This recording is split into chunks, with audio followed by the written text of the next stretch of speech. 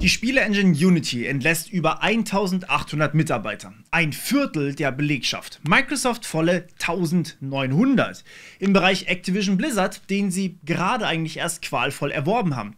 Twitch entlässt volle 35% aller Mitarbeiter, Riot Games 11. Google volle 1000 Mitarbeiter und geplant sind weitere Entlassungen dieses Jahr. Bei Wayfair sind über 1500 Mitarbeiter gegangen und das sind längst nicht alle. Broadcom, Splunk, Stack Overflow, Cisco, Oracle, Red Hat. Nach 2023 wurde eigentlich damit gerechnet, dass es besser wird, aber der Trend der Entlassung bleibt irgendwie bestehen. Was ist da eigentlich los?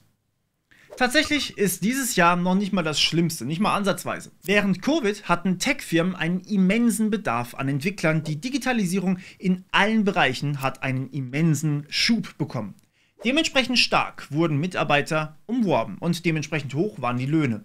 Aber 2022 hat es dann angefangen, dass alles wieder ein bisschen normaler wurde. Vor-Ort-Events haben wieder stattgefunden, Schule musste wieder ins Klassenzimmer zurück und Vorlesungen fanden plötzlich wieder live und in Farbe statt. Und schaut mal, was seit 2022 passiert. Ein Anstieg, der im ersten Quartal letzten Jahres seinen Höhepunkt hatte. Über 150.000 Menschen in der Tech-Branche wurden in nur einem Quartal gekündigt. Etwa die Hälfte davon allein im Januar letzten Jahres. Besonders betroffen waren Retail und Consumer-Produkte, aber auch Hardware, Food und Healthcare. Klar, während der Pandemie haben wir möglichst viel online bestellt. Tausende Menschen wurden zu Gamern, brauchten die dementsprechende Hardware und Netflix war die Hauptbeschäftigung des Tages. Die Nachfrage ging aber drastisch zurück. Eine pandemiebedingte Überbesetzung sozusagen, die sich letztes Jahr eigentlich wieder normalisiert hatte.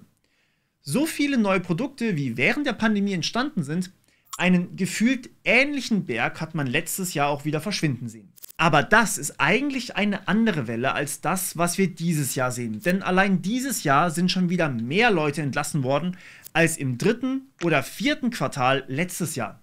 Also, was ist es diesmal? Ich möchte speziell einmal auf Gaming eingehen, denn da sind die Entlassungen am heftigsten. Unity, Microsoft im Bereich Activision Blizzard, Ubisoft und noch so viele mehr. Gerade Gaming zieht sich durch diese Entlassungswellen wie ein roter Faden durch. Und noch immer ist hier viel mehr zu verzeichnen und auch zu erwarten. Der Grund ist aber simpel. Während Covid wurde extrem viel gespielt. Viele Spiele erhielten eine Förderung, viele Spiele wurden entwickelt. Jetzt sieht es ein bisschen anders aus. Diese Spiele sind nun alle fertig. Sie werden gespielt, aber das Timing ist ein bisschen schwierig. Es kamen letztes Jahr wahnsinnig viele ungewöhnlich gute Spiele raus. Das waren die Perlen, die zu einem signifikanten Teil während der Pandemie mit der Entwicklung richtig begonnen haben. Allerdings hat nun niemand mehr quarantänefrei oder zumindest deutlich weniger. Die Krankheitstage sind wieder gesunken und naja, wann soll man das denn eigentlich alles zocken? Ich persönlich habe noch immer Baldur's Gate 3 nicht aus dem ersten Akt rausgeschafft. Klar, man braucht einfach Zeit. Das heißt aber natürlich auch, dass sich die Spiele langsamer verkaufen und neue Projekte erstmal weniger finanzielle Ressourcen haben. Sprich, weniger Projekte und wenn, dann kleinere. Und das heißt automatisch, dass weniger Leute gebraucht werden. Die Entlassungen im Bereich Gaming sind also auch eine Spätfolge der Pandemie, wenn man das Ganze so möchte. Aber das betrifft längst nicht alles, was gerade passiert. Ja, AI führt zu den ersten großen Entlassungen. Besonders gut, finde ich, sieht man das am Beispiel Stack Overflow. Stack Overflow hat im Oktober mehr als ein Viertel seiner Belegschaft entlassen müssen, um sich eben auf Profitabilität zu konzentrieren, wie man es dann doch öfters mal liest. Liest man aber zwischen den Zeilen, dann liegt es vermutlich daran, dass der Traffic auf Stack Overflow drastisch runtergegangen ist. Entwickler gehen in letzter Zeit oft zuerst zu ChatGPT, die meisten Probleme, Bugfixes und Co. lassen sich dann damit doch irgendwie lösen. Und das hat scheinbar Stack Overflow schon im letzten März 14% weniger Nutzer beschert. Ich vermute, dass die Einführung von GPT-4 nochmal ordentlich mehr ausgemacht hat und dann kommt noch Copilot und so weiter obendrauf. Und ich bin ehrlich, ich selbst war auch deutlich seltener auf Stack Overflow. Es war meist einfach nicht mehr nötig. Und damit ist KI für die ersten großen Entlassungen zuständig. Und Stack Overflow ist damit nicht alleine. Bei Google waren einige der Entlassungen im Bereich des Ad-Sales-Teams. Dort soll mit KI ein Teil der Arbeit übernommen werden. Besonders deutlich ist SAP in dieser Hinsicht. Sie investieren jetzt 2 Milliarden Euro in KI und eine größere technologische Umstrukturierung, wie sie es nennen. Wenn man genau hinsieht, ist das bei den anderen Firmen genau gleich. Google hat allein 2 Milliarden in Anthropic gesteckt, die Firma hinter Claude. Und das, obwohl sie selbst an Gemini bauen. Zum Kontext, Claude und Gemini sind beides Large Language Models, die beide Ähnliches tun wie ChatGPT. Und dieses Geld muss halt irgendwo herkommen. Was also auf dem Papier wie Investitionen in KI aussieht, macht sich an anderen Stellen dann bemerkbar. Der Google Assistant wurde quasi eingestellt und wird vermutlich in absehbarer Zeit komplett entfernt. Die Geräte, die können, werden dann natürlich Bart bekommen, aber ich nehme an, die anderen sind einfach Elektroschrott. Das alles sieht nun tatsächlich so aus, als würden wahnsinnig viele Jobs, gerade für Entwickler, auf eine drastische Art und Weise verschwinden. Es sieht gerade so aus, als würden viele Firmen hoffen, dass Entwickler durch KI ersetzt werden. Das habe ich jetzt tatsächlich auch schon ein paar Mal gelesen. Aber das möchte ich hier ein bisschen genauer aufdröseln. Wenn wir in solche High-Tech, Bleeding-Edge-Firmen wie Amazon und Google schauen, klar, dort wird alles automatisiert, was geht. Und diese Firmen müssen natürlich beim Rennen nach KI und der ersten AGI ganz vorne dabei sein. Der Aktienmarkt freut sich natürlich darüber und all diese Firmen machen derzeit üble Gewinne. Gleichzeitig sind aber bei Google auch noch immer fast 1500 Stellen insgesamt ausgeschrieben.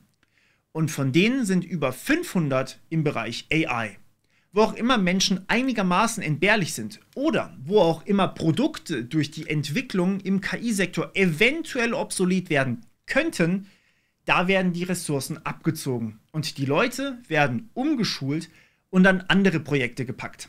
Insofern ist es vielleicht interessant für euch, dass bei Social Media, also YouTube und Twitch, oder sogar bei Hörbüchern, wie zum Beispiel bei Audible, Jobs gestrichen wurden und Produkte wie Fitbit oder Googles Smart Home Reihe Nest wurden gekürzt. Im Bereich Cybersecurity hingegen oder gar Cloud-Dienste, da ist wenig passiert, was die Entlassung anging. Denn die Cloud wird ja gebraucht, um ein Training oder die Nutzung von KI zu ermöglichen. Und naja, Cybersecurity zum Schutz der Daten und zur Analyse der KI-Systeme in sich. Aber selbst die Entlassungen sind längst nicht bei jeder Firma zu finden. Klar, wir nutzen Produkte der Top-Firmen ständig und KI wird hier einiges ändern. In diesen Firmen ist wirklich Aufbruchsstimmung. Aber für lokale Firmen, die noch nicht einmal die Digitalisierung ganz abgeschlossen haben, da sieht es ein bisschen anders aus. Handwerkerbetriebe, Bäcker, Einzelhändler, Restaurants, das sind alles Branchen, bei denen man gerade erst seit ein paar Jahren mit Karte zahlen kann. Deutschland als Staat ist noch immer Faxland und auch das hat wichtige Gründe. Einige AI-Jobangebote von Google und Co. liegen bei saftigen $900.000 pro Jahr. Kaum ein Geschäftsführer kann so ein Gehalt beziehen. Bis vor kurzem sah das bei vielen Entwicklerjobs ähnlich aus. Nicht ganz hoch, aber in die Richtung. Cybersecurity ist immer noch so. Viele Firmen können sich vieles davon einfach gar nicht leisten. Und für den Staat Deutschland habe ich bereits mit einigen von euch geredet, die dort an der Digitalisierung arbeiten. Von vielen heißt es immer, es fehlen so viele Leute, dass jeder Einzelne einfach nur damit beschäftigt ist, den Laden so wie er ist am Laufen zu halten. Von Digitalisierung, also einer Art Weiterentwicklung, da kann man nicht mal von sprechen. Dazu kommt speziell für Deutschland eine Sondersituation, die unter Umständen auch dafür verantwortlich ist, dass bei uns bislang die Entlassungswellen sehr viel milder ausgegangen sind. Unser extrem starker Kündigungsschutz. Mitarbeiter können in einem großen Unternehmen, geschweige denn im staatlichen Dienst, kaum mehr entlassen werden, wenn sie länger als die Probezeit angestellt waren. Nur sehr grobe Schnitzer sind da wirklich Entlassungsgründe. Eine Umstrukturierung, weil man gerade mal so Lust hat, mehr auf AI zu setzen, das zählt da vermutlich nicht mit rein. Hier müsste erst geschaut werden, ob man bestehende Mitarbeiter vielleicht umschulen kann oder den Paradigmenwechsel vorsichtiger durchführt. So ein All-in, das ist für ein Unternehmen ein ganz schön großes Risiko. Dadurch ist Deutschland zwar insgesamt langsamer, aber ein bisschen stabiler. Und so sehe ich, glaube ich, etwas Positives in dem Ganzen. Während die Bleeding-Edge-Technologiefirmen wie Google und Microsoft ihren ganzen Fokus nur auf KI setzen und damit natürlich auch ihre ganzen Kosten in KI versenken, bleibt etwas mehr vom Fachkräftekuchen für all die normaleren Firmen, die sich bislang eine Entwicklung einfach gar nicht leisten konnten. Wir ITler arbeiten mit KI deutlich effizienter und unsere Arbeit ist schneller erledigt. Dadurch kann jetzt endlich der Teil nachrutschen, der es bislang nicht ins 21. Jahrhundert geschafft hat. Papierkrieg und unbrauchbare Interfaces vielleicht nicht mehr so lange. Und was KI angeht, sind die ersten Meter sowieso die allerschwersten. Das überlasse ich dann doch ganz gerne den ganzen anderen großen Firmen, bis dann vielleicht doch irgendwann Open-Source-Technologie aufholt und Hardware günstiger wird.